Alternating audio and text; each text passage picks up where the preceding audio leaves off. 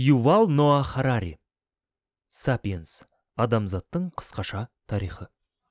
4-ші тарау. Топан су.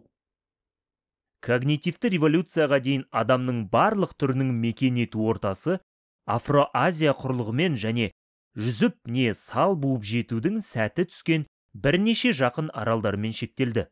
Мәселен, Флорес аралын осыдан 850 мың жыл бұрын отарлады. Бірақ адамдар ашық теңізге шығып, Америкаға, Австралияға немесе Мадагаскар, Жаңа Зеландия, Гавай секілді аралдарға жете алмады. Адамдар ғана емес, Афро-Азияның жануарлары мен өсімдіктерінің көпшілігі осы кедергіден өте алмай, сыртқы әлемге таралу мүмкіндігінен айырылды. Австралия мен Мадагаскардың фаунасы миллиондаған жылдар бойы Афро-Азиянікіне қарағанда мүлде басқаша пішін мен қасиетке ие болып, оқшау жағдайда дамыды. Жер бірнеше томаға тұйық экожүйеге бөлініп, әр қайсысы өзіне тән жануарлар мен өсімдіктердің ерекше жиынтығына ие болды. Homo sapiens осынау биологиялық әралуандылықтың түбіне жетіп тынды. Когнитивті революцияның нәтижесінде сапиенстер технологияларға, ұжымда өмір сүру білігіне, бәлкім болжау қабілетіне де ие болды. Содан соң Афро-Азияның шегінен шығып, бүкіл әлемді бағындырды. Олар Австралияны осыдан 45 мың жыл бұрын отарлай бастады. Оған қалай шамалары жеткенін түсіне алмай, ғалымдар әлі күнге дейін бас қатыруда. Австралияға жету үшін ені 100 шақырымнан асатын бұғаздарды көктей өту, тек содан соң ғана мүлде басқаша экожүйеге табан тіреу қажет. Шындыққа бір табан жуықтайтын жорамалға сай, шамамен 45 мың жыл бұрын Индонезия аралдарын, бұл аралдар тобы Азиядан бір-бірінен өте жіңішке бұғаздар арқылы бөлінген. Мекендеген сапиенстер адамзат тарихындағы алғашқы теңізшілер болып шықты. Олар мұхитта жүзуге арналған кемелер жасауды үйреніп, жағадан алысқа жүзіп барып балық аулады, жаңа жерлерді ашып, халықаралық сауда-саттықты өркендетті. Тұрмыс салтын мұншалықты түбегейлі өзгертудің мысалы жер жүзінің тарихында болған емес. Кез келген сүтқоректілердің, ит балықтың, теңіз сиырының, дельфиннің теңіз жануарына айналуына миллиондаған жылдар қажет болды. Дене пішін сүйірлендіріп, арнаулы ағзаларды дамытуларына тура келді. Африка саванналарында қаңғып жүрген маймылдардың ұрпақтары Индонезия сапиенстері болса, ит балықтар сияқты ескек аяқ өсірместен, киттер тәрізді тұмсығын төбесіне жылжуын күтпестен, кеме жасауға кірісті де, онымен жүзуді үйреніп алды. Бұл дағдылар индонезиялықтардың да Австралияға жетіп, тұрақтап қалуына көмектесті.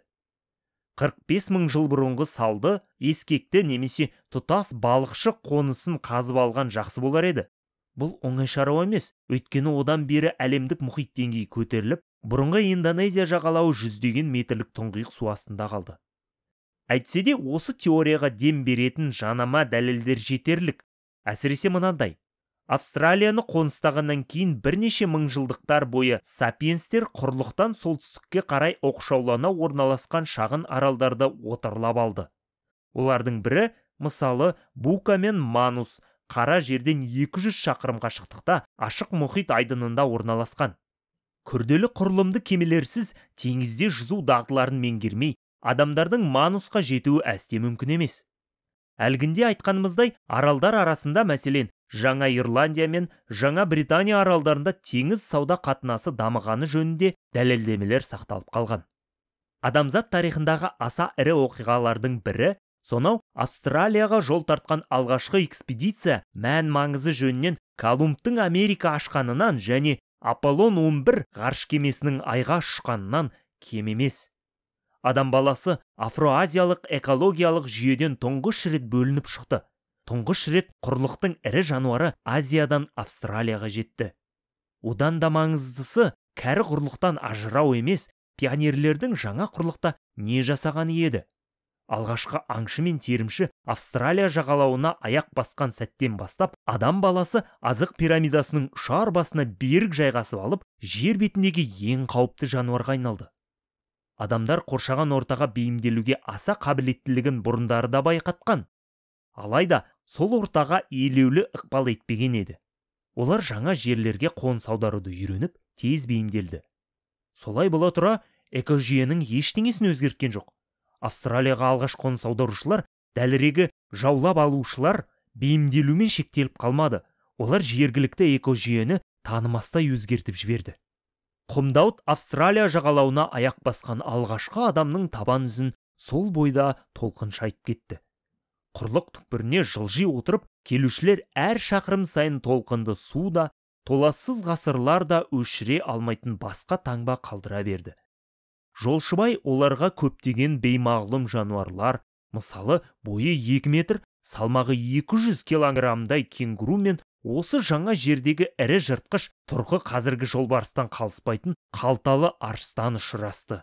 Ағашта құшаққа қысып, жонынан сипауға келмейтін алпамсадай коалалар отырды. Жазық далада түйеқұстан 2 еседей үлкен қанатсыз құстар үйірі жортып бара жатты. Шағын шөптің арасында айдаһарға ұқсайтын кесірткелер мен ұзындығы 5 метрдей жыландар жылт ете қалды. Орманды алып дипротодон, салмағы 2 тоннадай қалталы аю кезіп жүр. Осы жануарлардың барлығы, бауырмен жорғалаушылар мен құстардан басқасы, қалталы еді. Олардың төлдері эмбрион секілді ұсақ әрі дәрменсіз болды. Сондықтан олар қарын сыртындағы қалтада өсіп жетілді. Қалталы жануарлар сүтқоректілер тобына жатады, яғни олар төлдерін сүтпен қоректендіреді.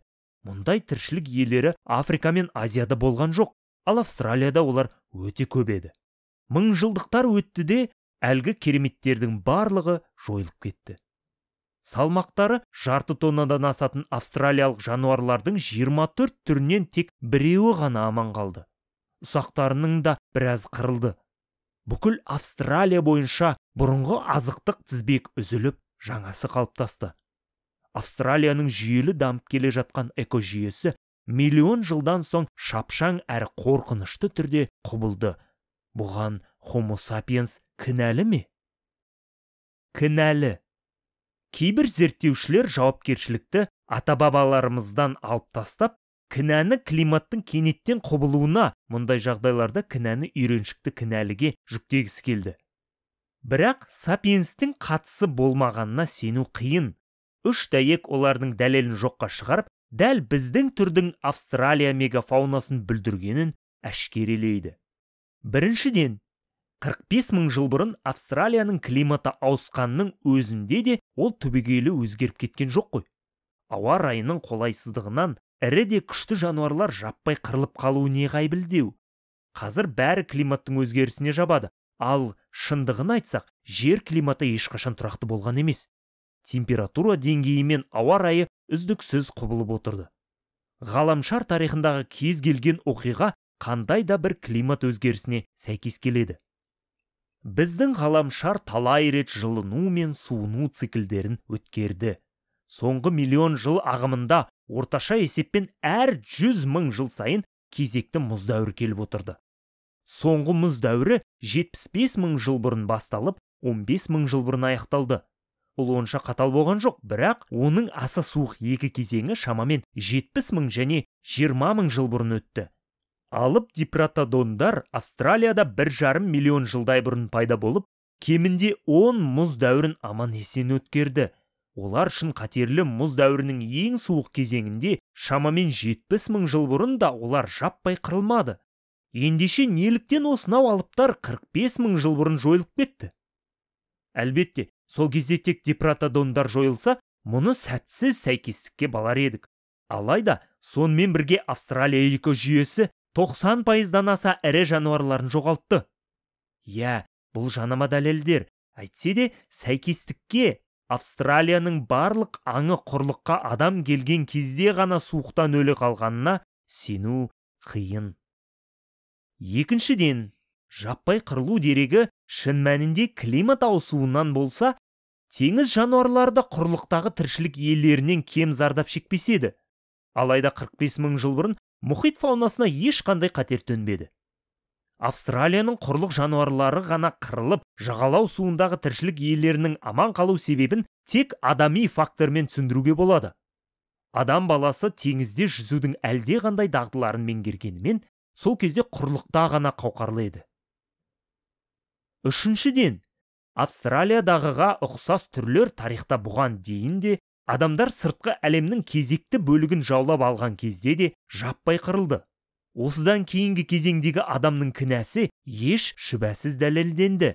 Мысалы, осыдан 45 мың жыл бұрынғы гипотетикалық климат өзгерісінен сызатсыз сау шыққан Жаңа Зеландияның мегафаунасы аралға адамдар келуіне орай орасан зардап шекті.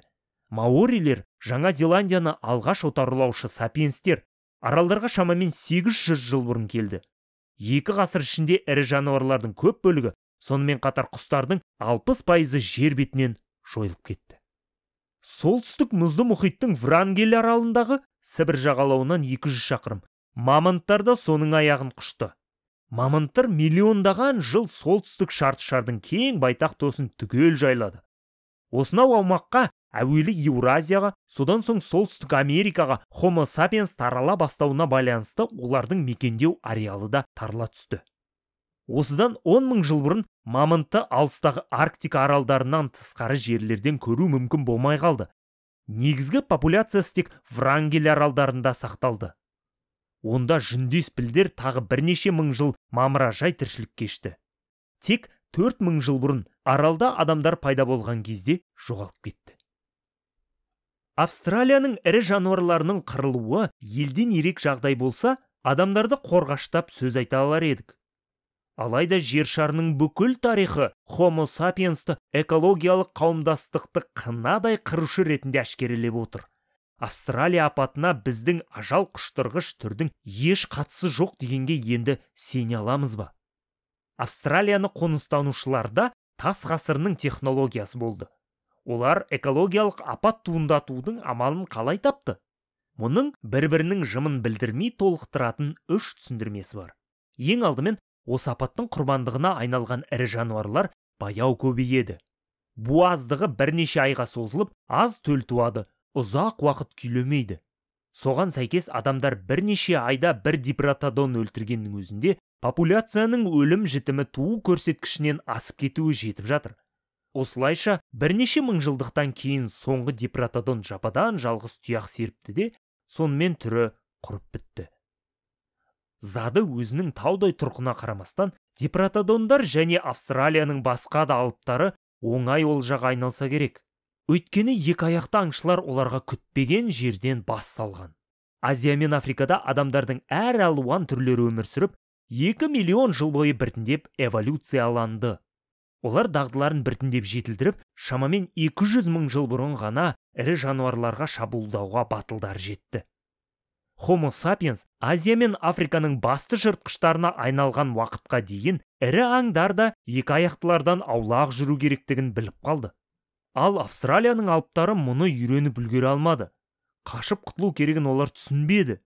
Адамдар оларға қауіпті көрінбеді. Өткір тісі де, білем деген бұлшық еті де жоқ. Африка мен Азияның жануарлары адамдардың шын мәнінде көзге көрінген кейпінен әлде қайда қауіпті екенін өз тәжірибелері арқылы сезінді. Алпамсадай қалталы сүтқоректі дипротодон алдына келген ұсақ маймылды алғаш көрген кезде көзін жыпылықтатып, жапырағын күйсе берді. Тіпті алғашқы шабуылдан кейін де үйірлестеріне тосын қатер туралы ескерте алмады. Адамға үйрену үшін жануарларға біршама уақыт керек, ал олар үлгере алмады. Бәрі құрып кетті. Екінші түсіндірме. Австралияға жеткен сапиенстер жаппай от қолданатын еді. Үрейлі, бейтаныс ортаға тап келген адамдар ну жыныстар мен қалың ормандарды әдейі өртеді. Олар аң аулауға қолайлы ашық алаңдар жасады. Осылайша бірнеше мың жылдықта адамдар Австралияның ауқымды жер аумағының экологиясын өзгертіп жіберді. Мұндай болжамды өсімдіктердің қазып алған қалдықтары да растайды. 45 мың жыл бұрын эвкалипттер Австралияда көп өспейтін еді. Бірақ Homo sapiens'тің келуіне байланысты бұл ағаштардың мерейі асты. Басқа ағаштар мен бұташықтарды тықсырып, олар барлық жерге жайлап өсті. Мұндай өзгеріс өсімдіктермен қоректенетін жануарларға да, шөпқоректілермен қоректенетін жыртқыштарға да әсерін тигізді. Эвкалипт жапырағын ғана жейтін коалалар үздіксіз күйсеп, жаңа жерлерді рақаттана игере берді. Жануарлардың басқа түрлері бұған еш қуана алмады. Көпшілігі жаппай қырылды. Негізгі азық тізбегі үзіліп, осал буындары жойылып кетті. Үшінші жорамал фаунаның қырылуына аңшылықтың да, от жағудың да ықпалы болғанын мойындай отырып, климат факторын алға тартады. Австралияда 45 мың жыл бұрын болған климаттық өзгерістер экожүйені тұрақсыздандырып әлсіретті. Әдеттегі жағдайларда экожүйе қалпына келер еді. Бұрын талай солай болған. Бірақ адамдар жаңа құрлыққа сол бір қысылтаяң сәтте келіп, құз шетінде тұрған экожүйені құрдымға итеріп жіберді. Осы факторлардың климаттың өзгеруі мен адамдардың агрессиясының ұштасуы ірі жануарлар үшін аса қауіпті еді. Оларға дереу бірнеше қатер төнеді де, тіршілік етудің ыңғайлы жолын таңдау қиындады. Осы болжамдардың бірін таппаса таңдауға мүмкіндік берерлік сенімді деректеріміз жоқ. Homo sapiens оңтүстікке, Австралияға аттанбаса, қалталы арыстандар, дипротодондар мен алып кенгурулер әлі күнге дейін тірі жүрер еді деп пайымдауымызға толық негіз бар. Жалқаулардың ақыры. Австралия мегафаунасының қырғыны жер бетіндегі Homo sapiens іс-әрекетінің алғашқы елеулі нәтижесі. Келесі экологиялық апат бұдан да ауқымды. Бұл жолы Америкада болды. Homo sapiens батыс жарты шарға дейін жеткен тұңғыш әрі бірден бір адам түрі еді. Бұл шамамен 16 мың жыл бұрын, яғни біздің заманымызға дейінгі 14 мыңыншы жылдары басталды. Алғашқы қоныстанушылар Америкаға жаяу жетті. Ол сол шақта мұхит деңгейі төмендеп кеткен сонша, солтүстік шығыс Сібір мен солтүстік батыс Аляска аралығында құрғақ жол өткелі пайда болды.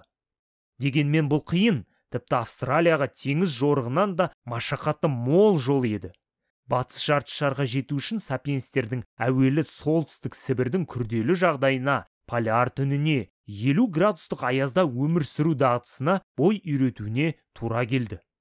Бұрын бірде-бір адам түрі Сібірге дендеп енбеген еді.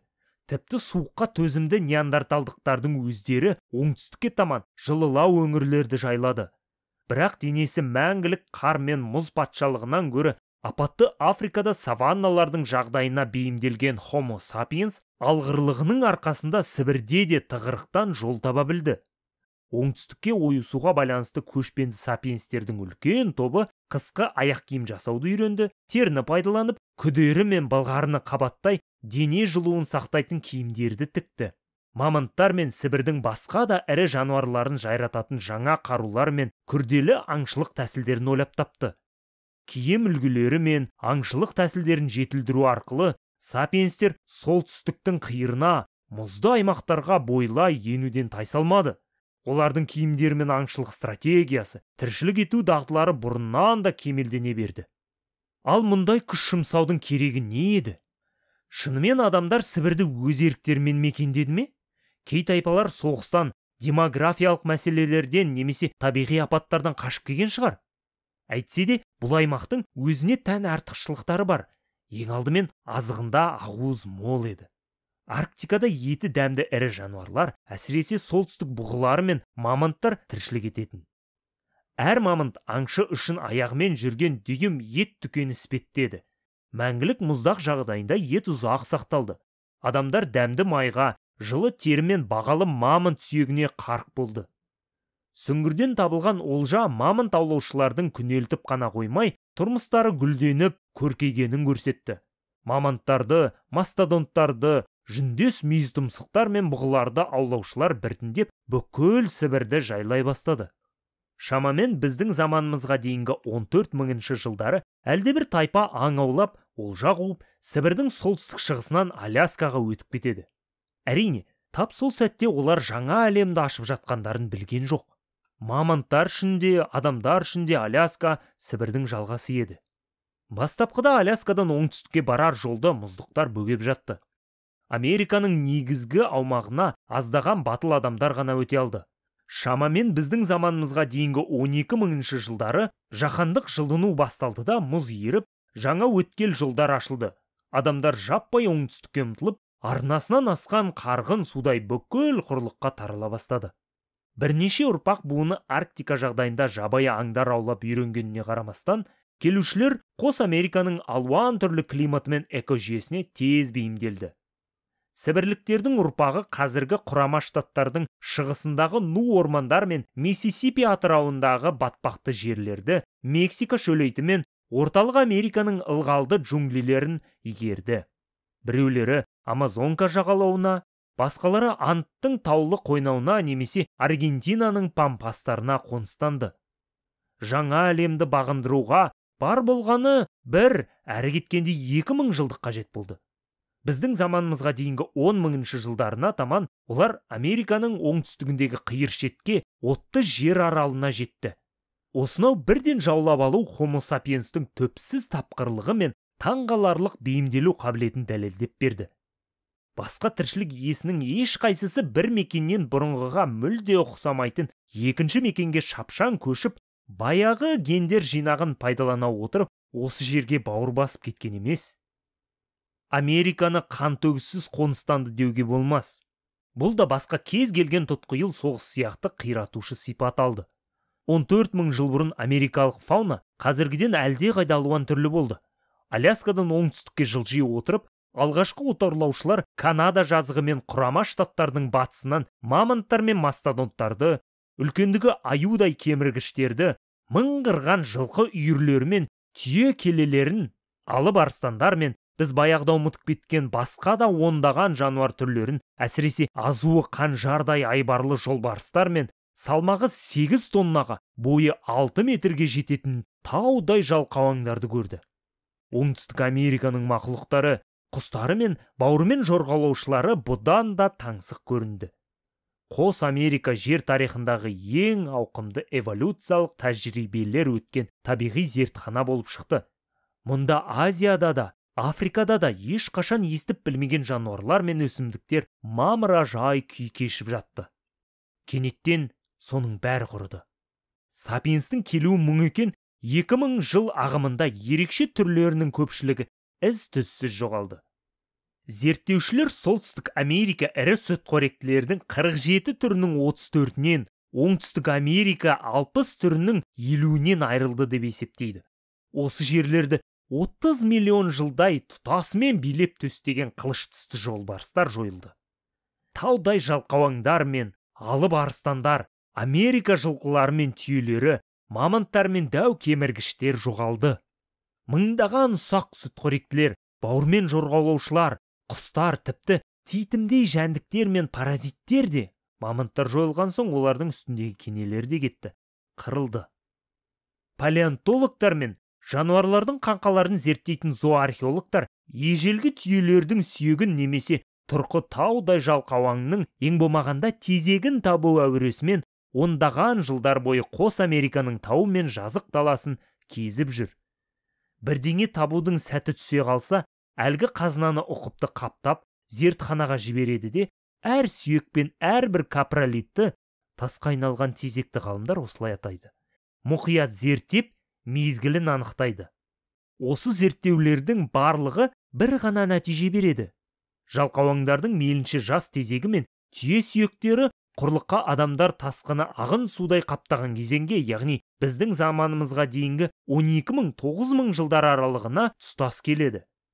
Тек бір жерден ғана ғалымдар берірек кезеңге, біздің заманымызға дейінгі 5000 жылдарға жататын жалқауаңның тезегін Кариб аралдарынан, дәлірегі Куба мен Гаитиден тапты. Біздің заманымызға дейінгі 5000 жыл дегеніміз, адамдардың Кариб теңізінен жүзіп өтудің жолын тауып, осы үлкен аралдарға қоныстанған кезі еді. Тағда кейбір зерттеушілер Homo sapiens'ті ақтап алып, бар кінәні климаттың өзгерісіне аударғысы келеді. Сол үшін бүкіл батыс жарты шарына жылыну үдерісі жаудай тиген кезде, Кариб аралдарында әлдебір құпия себеппен 7000 жыл бойы экожүйеге қолайлы климат сақталып қалып еді деуге дейін барды. Бірақ Америка фаунасына қатысты істе ақтала алмаймыз. Оған мына біз кінәліміз. Климаттың өзгеруі қосымша фактор екен мойындағанның өзінде де негізгі кінә бәрібір адамның мойнында қала береді. Нұхтың кемесі. Австралия мен Америка түрлерінің жаппай жоғалуына Homo sapiens Афро-Азияға жайғасып болғанға дейінгі уақытта онша ауқымды емес апаттарды, соның ішінде адамның басқа түрлерінің жоғалуы мен Куба сияқты алыс аралдарға ежелгі аңшылар келген кезде тіршілік иелерінің едәуір бөлігінің қырылуын қоссақ, қашып құтыла алмайтын қорытынды туындайды. Сапиенстердің отарлауының бірінші легі әлемнің құрлық жануарларының тарихындағы ең қорқынышты ең жойқын кесапатқа айналды. Бәрінен бұрын ірі және жүндес жануарларға қиын тиді. Когнитивті революция қарсаңында ғаламшарда ірі құрлық жануарларының 200-ге арта түрі, салмақтары 50 килограммнан да жоғары, мекендеді. Аграрлық революцияға дейін 100 түр ғана жетті. Homo sapiens дөңгелек пен жазуды ойлап тапқанға немесе темір қорытуды үйренгенге дейін жердегі ірі жануарлардың жартысын жойып жіберді. Бұл экологиялық трагедия шағын ауқымда болса да, аграрлық революциядан кейін де бірнеше мәрте қайталанды. Аралдарды археологиялық зерттеулер сол трагедияның іш көрінісін көз алдымызға алып келеді. Әуелі адам жоқ кездегі ірі жануарлардың сан алуан түрін көреміз. Екінші көріністе адамның ізі, сүйектер, жебенің ұшы, қыш ыдыстардың сынығы пайда болады. Үшінші көріністе сахнаға адамдар шығады, ал ірі жануарлардың, сондай-ақ ұсақ мақұлықтардың заты тұрмақ, аты да қалмады. Ең айқын мысал, Мадагаскар аралы Африкадан шамамен 400 шақырым қашықтықта. Миллиондаған жылдар оқшау орналасқан онда ерекше табиғи әлем қалыптасты. Ұшпайтын піл құс, бойы 3 метр, салмағы жарты тонна эпиорнис жортып жүрді. Жердегі ең ірі примат алып лемурлар дөңкиіп отырды. Эпиорнисте лемурлар да, басқа да ірі жануарлар да осыдан 1000 жыл бұрын аралға адамдар келген кезде кенеттен жоғалды. 10-шы сурет. Ірі екі жалқауаң мегатерийлердің жаңартылған суреті. Олардың арғы жағында ірі глиптодондар өтіп бара жатыр. Осы күні құрып біткен глиптодондардың дене тұрқы 3 метрге, салмағы 2 тоннаға жеткен. Ал жалқау аңдардың биіктігі 6 метр болып, салмағы 8 тоннаға дейін тартқан. Тынық мұхит өңірінде жануарлардың көптеген түрі шамамен біздің заманымызға дейін 1500 жылдары Полинезия егіншілері мен Сүлеймен аралдарына, Фиджи мен Жаңа Каледонияға жеткен кезде жойылды. Олар баларасының, жәндіктердің, ұлулар мен басқа да жергілікті тіршілік иелерінің қырылуына тікелей әрі жанама түрде себепкер болды. Біртіндеп осынау қырып жою толқыны жер бетінен Самоа мен Тонганың біздің заманымызға дейінгі 1200 жыл, Маркиз аралдарының біздің заманымыздың 1 ғасыры, Пасха және Кука мен Гавайи аралдарының біздің заманымыздың 500 жылы, ақырында Жаңа Зеландияның біздің заманымыздың 1200 жылдары. Ғажайып фаунасын шая отырып, шығысқа, оңтүстік пен солтүстікке, Тынық мұхитының қақ ортасына қарай лықсыды. Мұндай апаттар іс жүзінде Атлант, Үнді және солтүстік мұзды мұхиттарының, сондай-ақ Жерорта теңізінің мыңдаған аралдарының әрқайсысында болды. Ең шағын аралдардан археологтар ұрпақтан ұрпаққа жалғасып, сонда тіршілік еткен, бірақ адам баласы келген кезде құрып кеткен құстардың, ұлулар мен жәндіктердің белгілерін тапты. Қазіргі кезеңге дейін адам назарынан қағыс қалған аздаған алыс аралдар ғана өз фаунасын сақтай алды. Соның бір мысалы адам 19 ғасырда ғана қоныстанған Галапагос аралдары. Онда алып тасбақа түріндегі ерек жануар бар. Олар да дипротодондар сияқты адамдардан қорықпайды. Жаһандық қырып жоюдың аңшылар мен терімшілер қоныстануына тұстас келген бірінші толқынын, сондай-ақ егіншілер қоныстануына сәйкесетін екінші толқынында зерделей келе, индустрияландыру нәтижесінде көз алдымызда көтерілген 3-ші толқынның келешегін жақсы түсінеміз. Ата-бабаларымыз табиғатпен үйлесімді келісіммен өмір сүріп едіміз деген бой кез өксікке сенбеңіздер. Қайдағы келісім? Барып тұрған кереғарлық.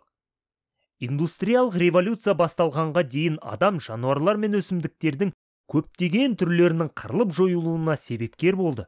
Біз биологиялық жылнамасындағы ең қаны пезер түрміз. Адамдар қырып жоюдың алғашқы 2 толқынынан хабардар болса, әрқайсымыздың қатысымыз бар, үшіншісіне соншалықты жеңіл қарамас еді.